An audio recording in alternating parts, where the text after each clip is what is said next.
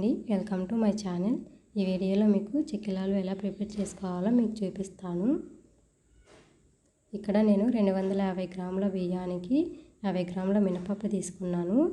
మీరు రెండింటిని మెత్తగా పిండి చేసుకోవాలి. మీరు ఒకవేళ మిక్సీలో వేసుకున్నట్టయితే కనుక ఒకసారి జల్లెడ పట్టుకోండి. అందులో రుచికి తగ్గట్టు కారం, ఉప్పు, 1 స్పూన్ వాము వేసుకోవాలి.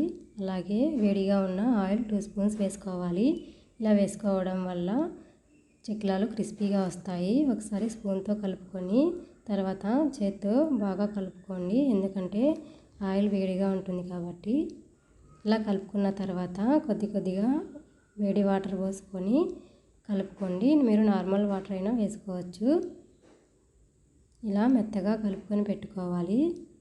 తర్వాత రోల్ తీసుకొని అందులో ఆయిల్ కొద్దిగా స్ప్రెడ్ చేసుకోవాలండి. ఇలా వేసుకోవడం వల్ల పిండి లూజ్గా బయటకు వస్తుంది. తర్వాత 3 హోల్స్ ఉన్న బిల్లు తీసుకొని అందులో పెట్టి రోల్ని ఫిట్ చేసుకోవాలి.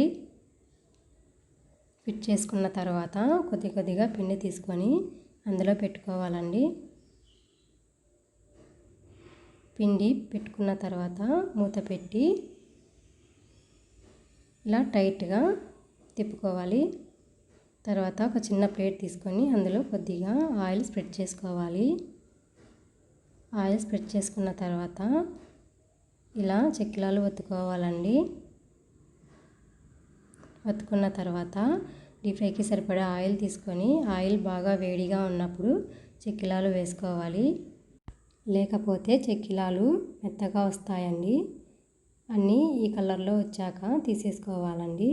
అంతేనండి, ఎంతో టేస్టీగా క్రిస్పీగా ఉండే చెక్కిలాలు రెడీ అయిపోయాయి.